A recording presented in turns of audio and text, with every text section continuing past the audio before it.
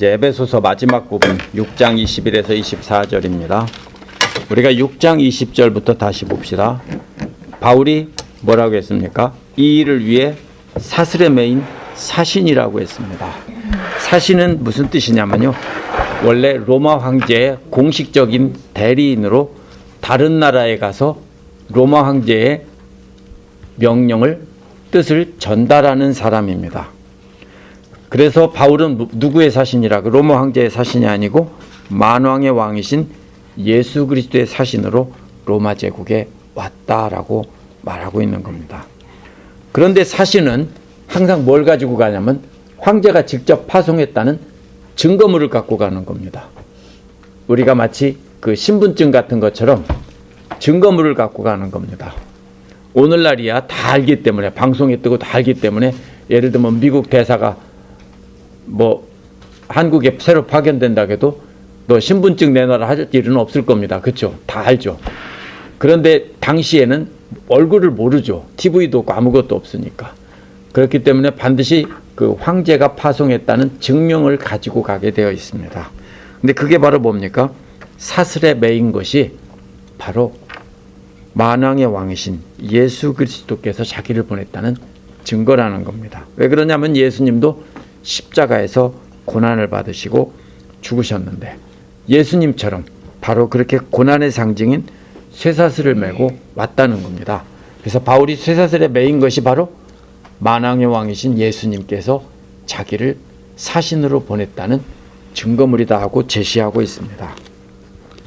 그래서 이처럼 사슬에 매여있던, 갇혀있던 바울이 마치 맨 앞에 나서서 싸우는 장수처럼 나서고 있는 겁니다. 그리고 뒤에 있는 그리스도의 군사들은 에베소 성도들입니다. 그래서 뭐라고 말합니까? 나를 위해서 기도해달라고 했죠. 20절에서 나를 위해서 기도해달라고 했습니다. 그래서 바울은 이제 장수로서 앞서 싸우면서 뒤에서 기도해달라고 하는 겁니다. 그래서 21절 22절은요, 사정을 알리고 위로하려고 하는 겁니다. 두기고가 뭐라고 했습니까? 나에게 관해서 또 내가 무엇을 하고 있는지 알게 한다고 했습니다. 뭐라고 했습니까? 내가 지내는 형편과 내가 하고 있는 일과, 그랬죠? 나에게 관해서, 내가 지내는 형편이라는 말은요, 나에게 관해서인데 이것은 사슬에 매인 바울을 말하는 겁니다. 내가 지내는 형편이라는 것은 사슬에 매여서 감옥에 갇혀 있다라는 겁니다. 무엇을 하고 있는지, 내가 하고 있는 일은 복음의 비밀을 알리기 위해서 전력을 다하고 있습니다. 6장 19절에 나오죠. 내가 입을 열 때 하나님의 말씀을 주셔서 담대하게 복음의 비밀을 알릴 수 있게 해주십시오. 그래서 바울이 하고 있는 일은 담대하게 복음을 전하는 일에 전력을 다하고 있었습니다. 또 그 밖의 모든 일은 이제 바울의 모든 형편입니다. 그래서 여기서 뭐라고 불렀습니까? 사랑하는 형제라고 불렀죠. 사랑하는 형제라는 말은 마태복음 3장 17절에서는 사랑하는 아들이라고 할 때 나옵니다. 사랑하는 아들, 사랑하는 형제는 특별히 사랑하는 자녀나 형제들만 부르는, 친밀한 가족만 부르는 말입니다. 근데 주 안에서 두기고가 사랑하는 형제라는 거죠. 아들 같고 형제 같은 존재입니다. 또 뭐라고 했습니까? 일꾼이라고 했죠. 진실한 일꾼이라고 했습니다. 진실하다는 말은요, 믿을만하다는 거죠. 믿을만한 일꾼. 일꾼이라는 말은 하인이라는 뜻입니다. 무슨 하인이냐면요, 식탁 옆에서 특별히 심부름을 하던 하인을 말합니다. 그래서 이것은 디아코노스라고 하는데요, 영어로 디콘이라는 말이 이 디아코노스에서 온 말입니다. 디콘이라는 말은 뭐냐면 식탁 옆에서 심부름한다. 이 집사라는 말이 영어가 바로 이 식탁 옆에서 심부름하는 사람이라는 뜻입니다. 근데 1장 1절에서는요. 그리스도 안에서 거룩하고 신실한 자들 이렇게 불렀습니다. 거룩한 자들은 제가 뭐라고 했습니까? 성도라고 번역되어 있는데 이것은 그냥 모든 믿는 성도가 아니라 복음을 특별히 전하는 유대인 크리스찬을 뜻한다고 그랬죠. 근데 거기에다가 신실한 자들이란 말이 붙어 있는데 두기고도 역시 똑같이 신실한 형제라고 했습니다. 그래서 이제 에베소서 끝부분에서 두기고에게 사용했습니다. 그렇다면 두기고도 바로 뭐라는 얘기입니까? 거룩한 자라는 겁니다. 거룩한 자는 말을 빼놨지만 신실한 자라고 했기 때문에 두기고도 역시 거룩한 자, 복음을 전하는 자라는 뜻입니다.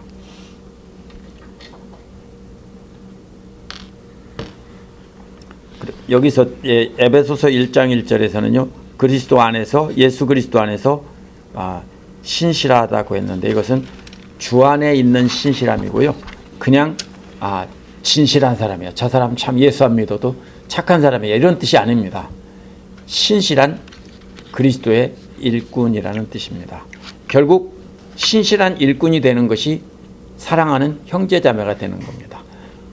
함께 하나님의 자녀이니까 사랑하는 형제자매라고 하는 겁니다.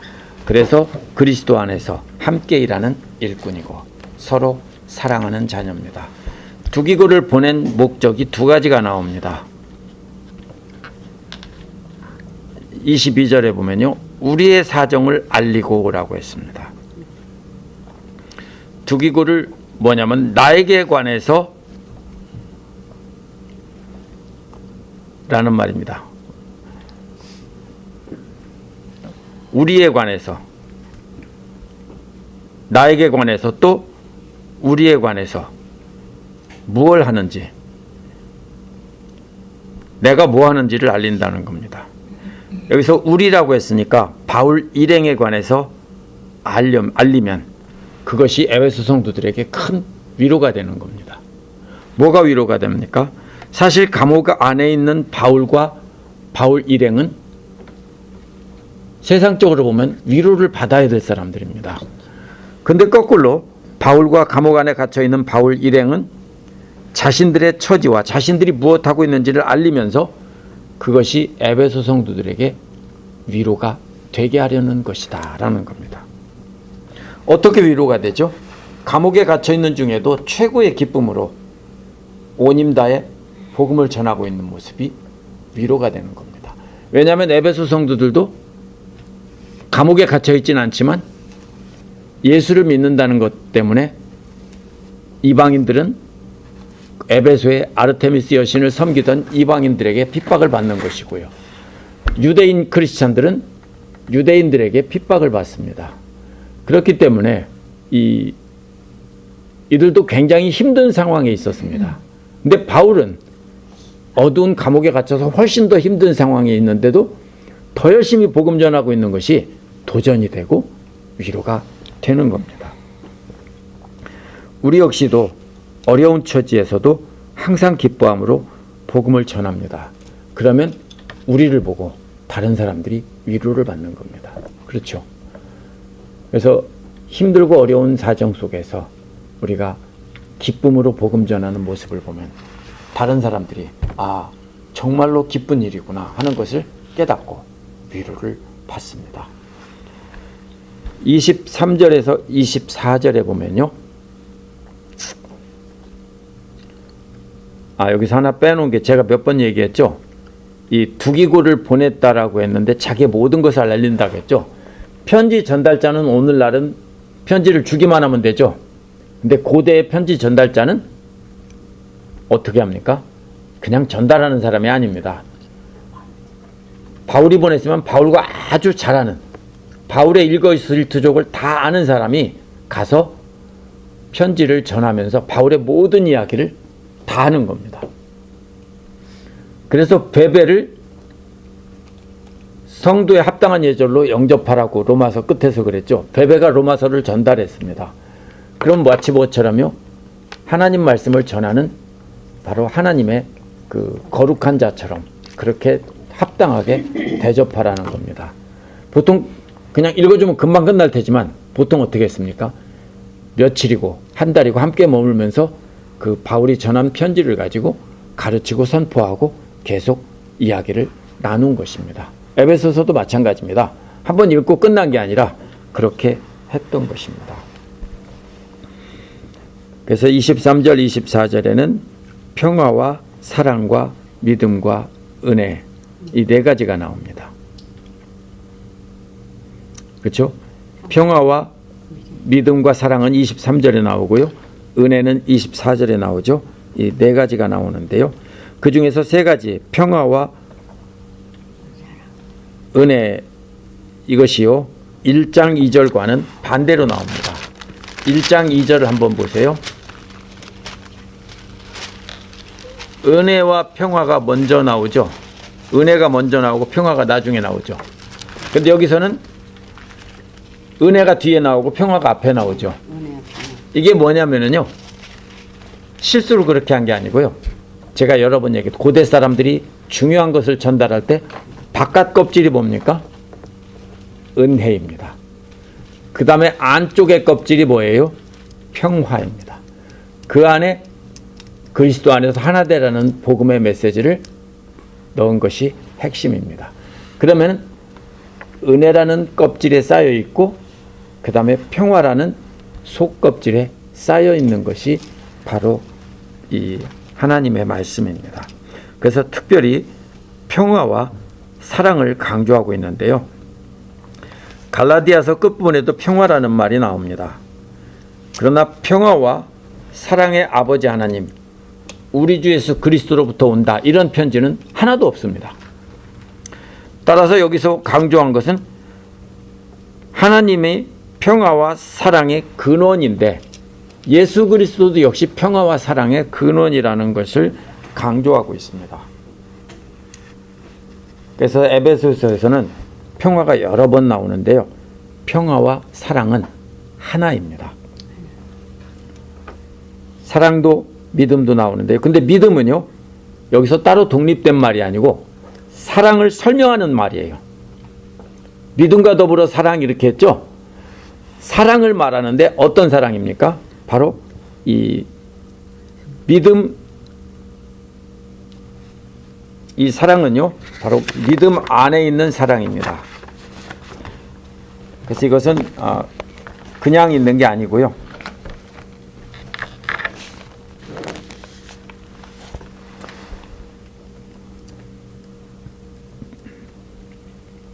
그런데 에베소서 4장 3절에서는, 그러니까 평화와 사랑이 함께 나오는 바울 편지는 하나도 없습니다. 그래서 평화와 사랑은, 사랑과 평화는 그리스도 안에서 그리스도를 머리로 하나가 되게 하려는 것입니다. 평화가 뭡니까?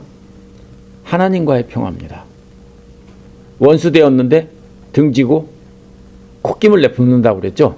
그것처럼 막 분노해서 하나님과 원수가 되어 있었는데 하나님이 어제 제가 전한 말씀처럼 팔을 벌리고 용서해 주시고 안아주시는 것, 그게 평화입니다. 사랑은요, 역시 마찬가지입니다. 하나님의 한결같은 사랑입니다. 그래서 평화와 사랑의 근원이 어디예요? 하나님에게서 온 거라고요. 또 예수 그리스도 안에 있는 거라고요. 그래서 우리가 평화와 사랑으로 하나가 되는 길은 바로 하나님의 평화와 사랑을 우리가 인식하고 그 안에서 살 때 우리가 하나가 될 수 있다는 겁니다. 에베소서 4장 3절에서 뭐라고 했냐면요, 평화의 띠로 하나가 되는 것을 지키라고 그랬죠. 근데 이 띠가 허리띠나 야채다발 묶는 끈이 아닙니다. 이것은 인대와 힘줄을 가리키는 겁니다. 이 띠라는 말은. 그럼 무슨 말이에요? 뼈는 도막도막 다 끊어져 있습니다. 우리 뼈는. 근데 뭐가 연결하고 있어요? 인대와 힘줄들이 전부 연결하고 있고 그 밖에서 근육이 싸고 있어요. 그래서 우리가 관절이 아프고 나이가 들어서 아픈 거는요, 관절이 닳아서 아픈 경우보다는 대부분이 근육이 약해지니까 그 관절을 잡아주지 못해서 관절이 마모가 되는 겁니다. 근데 우리 잡아주는 것은 그 인대와 그 힘줄이 뼈와 뼈를 연결해 주는 겁니다.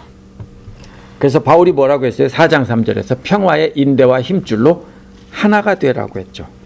우리는 각자 떨어진 뼈 같아요. 사고를 넣고 푹푹 삶으면, 뼈를 넣고 삶으면 처음에는 붙어있던 것이 나중에 어떻게 됩니까? 조각조각 다 떨어지죠. 그렇게 떨어져 있는 존재예요, 우리가. 그런데 인대와 힘줄로 하나가 되는데, 그게 바로 뭐예요? 평화. 하나님으로부터, 예수 그리스도로부터 오는 평화의 인대와 힘줄로 우리가 하나가 되는 것을 지키라고 했습니다. 그래서 마지막에서도 이 평화를 말하는 것은 역시 그 인대와 힘줄이라는 뜻입니다. 그래서 하나님과 인간 사이에 연결해서 인대와 힘줄이 되신 분이 예수님이에요. 근데 우리끼리 서로 하나가 되게 하는 것은 바로 우리 예수님의 그 사랑과 평화, 그것을 실천함으로써 우리가 서로 하나가 되는 겁니다. 그래서 십자가의 모양이 어떻게 되어 있습니까? 보통 그렇게 설명하죠. 하나님과 인간들 옆으로 서로 믿는 사람들끼리 서로 이 평화의 임대로 하나가 되는 겁니다. 근데 어떻게 해야 돼요? 그것은요, 사랑으로 참고 견뎌야 되는 거예요. 우리가 왜 망가지죠? 인대와 힘줄이, 근육이 약하니까 망가지는 거예요. 근데 그 붙잡아주는 것들이 강하면 어떻게 될까요? 안 망가져요. 그러니까 아프면은요, 약 바르지 마시고 운동하세요. 근육을 키우세요. 그러면 훨씬 좋아집니다. 그래서 이 세 가지가 뭐라고 했습니까? 믿음과 더불어 사랑. 믿음은 독립된 게 아니고 사랑 안에 들어있는 거예요. 믿음으로 말미암아 사랑을 하는 거죠. 그래서 그 사랑을 베풀어 주시기를 바랍니다. 하나님으로부터 그 사랑이 오기를 원하는 겁니다. 믿음과 함께하는 사랑이 아니라면 아무것도 아닙니다. 그래서 성부와 성자를 통해 온 것을 전달하려는 것입니다. 그래서 사랑은요, 평화와 사랑은 한 덩어리인데요, 아버지와 주 예수 그리스도로부터 온다고 했는데, 그것을 이루려면 사랑으로 서로 참고 용납해야 되는 겁니다. 하나님의 평화와 성도들 간의 사랑이 같은 것이 되지 않는다면 그걸 보고 예수님이 뭐라고 했어요? 위선이라고 했고 외식하는 자라고 했습니다. 3장 17절에 보면요, 믿음으로 말미암아 그리스도께서 너희 마음 안에 계시게 하옵시고 너희가 사랑 가운데서 뿌리가 박히고 터가 굳어져서 우리 마음 가운데 계셔야만 그 사랑 가운데 뿌리를 박을 수 있는 겁니다. 뿌리를 박으라고 했습니다. 그래야 흔들리지 않는 거죠. 근데 지식을 초월하는 사랑을 행할 수 있기 위해서 4장 2절에서는 사랑으로 서로 용납하라고 했습니다. 4장 3절은 평화의 띠로, 인대로, 힘줄로 하나가 되라고 했습니다. 그렇기 때문에 사랑으로 서로 용납하는 것이 바로 뭐냐면 평화의 인대와 힘줄로 하나 되는 겁니다. 바울은 여기서 괜히 인사말이 아니에요. 작별 인사라고 한 것은 잘못 해석한 겁니다. 왜냐하면 에베소서에서 전체 말한 것을 요약하는 것이고요, 다른 곳에서는 나와 있지 않은 인사말을 썼습니다. 그렇기 때문에 이것은 단순한 인사가 아니라 에베소서 전체의 핵심 메시지를 요약해서 전달하고 있는 겁니다. 그렇게 해서 한 몸 되게 하는 것. 에베소 교회는 한 몸 되지 못하고 있었기 때문에 사랑으로 서로 인대와 힘줄이 돼서 한 몸 되게 하려는 겁니다. 믿음이 뭡니까, 그러면? 예수 그리스도에 대한 믿음입니다. 그 믿음 때문에 믿음을 전파하던 사람들에게 사랑을 행했다는 거죠. 그래서 믿음과 더불어 사랑을 베풀어 주라는 거죠. 누구에게요? 두기구 같은 사람들에게. 그렇죠? 그러면 두기구가 누구예요? 복음을 전하는 자예요. 그러면 또 목사가 자기한테 잘하라는구나, 이게 아니고요. 복음을 전하는 거는요, 어떻게 됩니까? 이 초대교회에서는 목회자와 성도가 구별되어 있지 않았어요. 목회자와 성도가 구별된 거는요, 나중에 캐톨릭 교회에서 공인되면서 그 이후에 후대 교회에서 생긴 거고요. 초대교회에서는 특별히 그게 구분되어 있지 않았어요. 우리가 사도행전 봐도 그렇죠. 똑같이 복음 전하고 가서 침례 주고 하죠. 오늘날 교권주의가 발달한 오늘날 같으면은 만약에 집사님이 가서 어느 지역에 가서 침례를 주면 뭐라고 합니까? 난리가 나죠. 그리고 그 침례 무효라고 하겠죠. 근데 여기서 빌립은 어떻게 했어요? 빌립 집사는 가서 침례를 줬어요. 사마리아에 가서. 지금도 그렇게 하나요? 할 수 있는데요. 예. 그게 싸우기 싫어서 안 해요. 왜냐하면은 그 교권주의가 전통이 오랫동안 내려왔기 때문에 그것과 싸우려면, 또 지금은 이제 목회자들이 많이 있고 하니까 교회가 있으니까 교회 대표로 제가 하는 거고요. 제가 반드시 어떤 특별한 권위를 가졌다기보다는 교회의 힘으로 교회 성도들을 대표해서 하는 거고요. 사실 저는 상관없다고 생각하지만 그러나 존중합니다. 그리고 그것 때문에 꼭 이래야 된다라면서 이것을 없애도 된다라고 해서 싸울 필요는 없습니다. 네. 뭐 믿는다면 우리가 교회가 있으니까 지금은 구태여 그렇게 할 필요가 없죠. 질서라는 게 있잖아요. 예? 교회라고 해도 근데- 질서라는 게 예, 있기 그럼요. 때문에. 예. 그러니까요. 예. 그런데 초대교회에서는 그게 목회자와 이런 신학교 이런 게 없어서 그냥 그렇게 했어요. 인정이 되면 했어요. 근데 지금은 대부분의 교단에서는, 그러니까 미국에서는 자격이 뭐냐면요. 대학에서 공부를 하고 학사학위를 가진 사람만이 신학대학원에서 공부할 수 있어요. 그게 의학, 법학, 신학 세 가지만 그렇게 돼 있어요. 미국 제도가. 왜냐하면 사람을 다루는 세 가지는 학부에서 배울 수 없다 해서 한국에는 신학대학이 학부에 있지만 미국에는 신학대학이 학부에 없어요. 그래서 그런 것을 통해서 하는데 침례교회는요. 자유로워요. 지금도 그래서 파머 프리처가 있어요. 뭐냐면요. 그냥 시골의 농부인데 신학교 안 다녔어요. 그럼 모든 성도들이 이 사람을 목사로 세우고 싶다 하면 남침례에서는 목사로 세워요. 콜링 근데 받아서. 그게 근데 어떻게 하냐면요. 모든 성도들이 찬성을 해야 돼. 이 사람이 목사의 자격이 있다고 세우면은 세워요. 그걸 우리가 파머 프리처라고 하는데 그렇게 해서 사역을 3년 정도 하게 해서 검증이 되면 그냥 두는 게 아니라 월요일마다 신학교로 불러요. 그래서 남침례에는 각 도시마다 큰 교회에 신학교 분교가 있어요. 어떻게 합니까? 월요일 날 하루 동안에 그 9학점씩을 해가지고 4년 정도 하면 100학점 정도 가까이 맞추는데 부족한 것은 방학 때 워크숍을 하고 이렇게 해서 4년, 5년 정도 지나면은 그 신학 석사 학위를 받을 수 있어요. 그렇게 해서 세워요. 그게 남침례의 전통이고요. 일반 다른 신학교에서는 반드시 마치고 목사 시험도 보고 이렇게 돼야만 자격을 줘요. 그러나 그 성경적인 원칙은요. 고대 그런 질서는 따로 없었어요. 그러나 지금도 그렇게 해야 된다. 이것은 초대교회로 돌아가자면 그걸 돌아가는 게 아니라 뭘 돌아가야 됩니까? 초대교회와 같은 열심과 열정과 사랑을 돌아가야 되지 형식을 돌아가자고 할 필요는 없습니다. 왜냐하면 그러한 일을 통해서 목회자들을 세우는데 아무나 세우지 않고 걸러낼 수 있기 때문입니다. 네. 바울이 그러면은요, 사랑에 초점을 맞춘 것이 이유가 뭡니까? 사랑을 베풀어 주라고. 그것은 사랑은 마음 속에 있는 믿음이 겉으로 나온 겁니다. 그래서 믿음은 속에 있는 거고요. 사랑은 행동으로 나타나는 겁니다. 그래서 믿음과 사랑은 분리되어 있는 게 아니에요. 내가 예수님을 믿고 하나님의 사랑을 깨달았어요.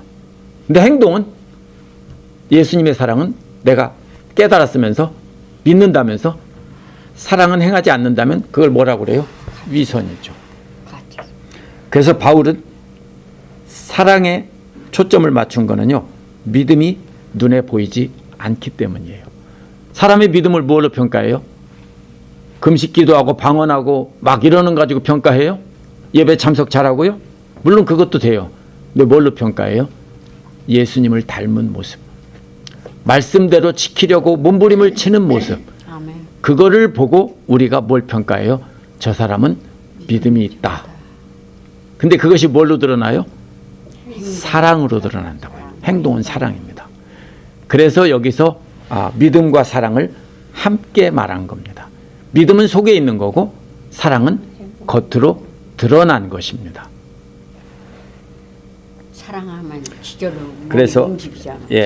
사랑과 믿음의 관계는요, 디모데전서 1장 4절에서도 말했어요. 우리 주의 은혜가 그리스도 안에 있는 믿음과 사랑과 함께 넘친다라고 했어요. 디모데전서도 믿음과 사랑을 함께 넘친다라고 했어요. 우리가 마음속에서 은혜가 넘치고 믿음이 충만하면은 그것이 뭘로 나요? 넘쳐서 어디로 나와요? 행동으로 나타나는 겁니다. 그래서 이것은요, 믿음과 사랑은 함께 오는 것입니다. 그래서 믿음과 함께하는 사랑을 사랑에 초점을 맞춰야 되는 겁니다. 왜냐하면 속마음에 있는 것을 내가 다 알아 그럴 수 없죠. 근데 사랑으로 드러나면 그 속마음도 아는 거죠. 자꾸 보이더라고요. 예. 그래서 첫 번째 들은 믿음이라는 말은 주 예수 안에 있는 믿음입니다. 그래서 바울은 에베소 성도들이 그리스도를 믿는 믿음 안에서 살고 있다는 소식을 들었습니다. 1장 15절에서요. 에베소서 1장 15절에서. 그 믿음을 들었어요. 근데 두 번째 들은 것은 사랑인데 그 믿음을 어떻게 들어요? 사랑으로 복음 전하는 자들에게 사랑을 베풀었다는 것을 듣고 그 믿음을 들었다는 거예요. 1장 15절이. 그래서 우리가 복음을 전해준 사람에 대한 사랑이 그 사람들 자체에 대한 사랑이 아니라 죄인들을 구원하기 위해 십자가에 죽으신 그리스도의 사랑에 감사해서. 근데 그리스도가 없죠, 우리 곁에. 그러니까 그 복음을 전해준 자들에게 감사를 표현하고 있는 겁니다. 그래서 넘치는 감사를 그리스도께 직접 표현할 수 없으니까 복음을 전해준 사람들에게 대신 표현하는 겁니다. 따라서 바울이 말한 에베소 성도들의 믿음과 사랑은 뗄 수 있는 것이 아닙니다. 먼저 복음 들은 자들에 대한 전해준 그 주 예수 안에 있는 믿음 때문에 감사하는 마음이 있어서 먼저 믿은 그 사람들에게 그 사랑을 베푼 겁니다. 그래서 자격 없는 자들에게 주신 은혜에 감사해서 바로 이 사랑을 말한 것이고, 23절은 하나님과 그리스도부터 오는 사랑을 말했고, 24절은 그리스도 때문에 사랑에 반응하는 모든 사람들에게 은혜가 있기를 말했습니다. 잘 보셔야 됩니다. 23절은요, 소스가 어디라고요? 하나님과 그리스도부터 오는 거고요. 24절에서는요, 그리스도 때문에 그 사랑에 반응하는 모든 사람들에게 은혜가 있기를 바라는 겁니다. 소스가 하나님과 그리스도예요. 그 사랑을 듣고 말씀을 들은 거죠. 그리고 반응을 해서 사랑을 서로 행하는 그 사람들 위해 은혜가 있기를 바란다는 겁니다. 은혜가 뭐죠? 그러면 선물입니다. 자격이 있어서 받는 게 아니라 예수 그리스도와 함께 살리시고 하늘 보좌 앞에 우리가 앉게 하신 것이 은혜입니다. 그래서 모두에게 그런 은혜가 있기를 바란다는 겁니다. 편지 전체에서요, 에베소서에서는 하나님의 은혜가 강조되고요, 그 은혜로 편지를 끝마칩니다. 다른 편지들에서도요, 은혜가 있기를, 이건 단순히 그냥 인사말이 아니에요. 그냥 복 받아라, 잘 먹고 잘 살아라, 이런 편지의 끝인사말이 아니에요. 근데 그 은혜가 누구인지를 밝히고 있지 않고 예수 그리스도를 변함없이 사랑하는 모든 사람에게 은혜가 있기를 기원하고 있어요. 아멘. 그럼 뭐 예수 그리스도를 사랑하는 사람은 바로 뭐예요? 아멘. 그 은혜가 하나님으로부터 온 그 사랑을 알고 있는 사람들, 전하고 행하고 있는 사람들. 그러니까 뭐라고 했어요? 공의를 심고 사랑을 거두기를 원했는데 호세아에서도 불의를 심고 죄악을 심고 불의를 거뒀다라고 했죠. 바로 그런 겁니다. 그래서 우리가 사랑을 행하지 않는다면, 참고 인내하며 인대와 힘줄처럼 단단히 붙잡고 있지 않는다면, 서로를 붙잡아 주지 않는다면 우리는 교회라고 하기가 어렵습니다. 그래서 모두가 다 그런 건 아니죠. 우리가 먼저 깨달은 사람이 그렇게 돼야 되는 겁니다. 그래서 에베소서 전체는 은혜라는 말이 전체를 감싸고 있고요. 두 번째 속보자기는 평화입니다. 믿음 안에서 나오는 평화가 속보자기입니다. 그래서 사랑과 평화를 이루어서 그리스도와 한 몸을 이루는데, 그것이 교회를 은혜로 감싸주는 겁니다. 에베소서 전체를 돌아보면요, 교회를 한 몸 되게 하는 사랑과 평화가 무엇인지 알 수 있습니다. 그래서 가정에서부터 먼저 시작을 하겠죠. 남편과 아내, 부모와 자녀, 주인과 종, 이 세 가지가 다 가정이라고 그랬죠. 그러면 3장 19절에 보면요, 크기를 상상할 수 없는 그리스도의 사랑을 알기를 바란다고 했고요. 24절에서는 그 사랑을 실천하려면 육체 혈기대로 살던 옛사람을 벗어버리고 하나님의 형상을 따라 새 사람을 입으라고 했어요. 육체 혈기대로 살던 옛사람이 뭐죠? 분노예요. 분노. 옛사람이 뭐예요? 분노예요. 이거는 자기에게 잘못하면 부르르 분노를 하겠죠. 근데 그거 벗으라고요. 옛사람의 중심에는 마귀의 놀이터가 있는데요, 그게 바로 뭐냐면 분노예요. 마귀는 우리를 사랑으로 섬겨서 하나 되는 것을 최고로 싫어해요. 그래서 우리를 공격해서 우리를 분노하게 해요. 근데도 참고 끝까지 인대와 힘줄처럼 단단히 붙잡고 있으면 우리가 이기는 거예요. 그래서 바울은 뭐라고 그래요? 마귀의 이런 공격을 막아내기 위해서 전신갑주를 입으라고 한 거예요. 그래서 전체를 하나로 꿰는 말을 마지막에서 한 거예요. 우리가 전신갑주를 입지 않으면 우리가 어떻게 됩니까? 마귀의 공격을 받아서 분노할 수밖에 없어요. 교회 안에서 항상 분노하고 싸울 수밖에 없어요. 속마음으로는 분노할 수 있어요. 그런데 예수님 생각하고 참는 겁니다.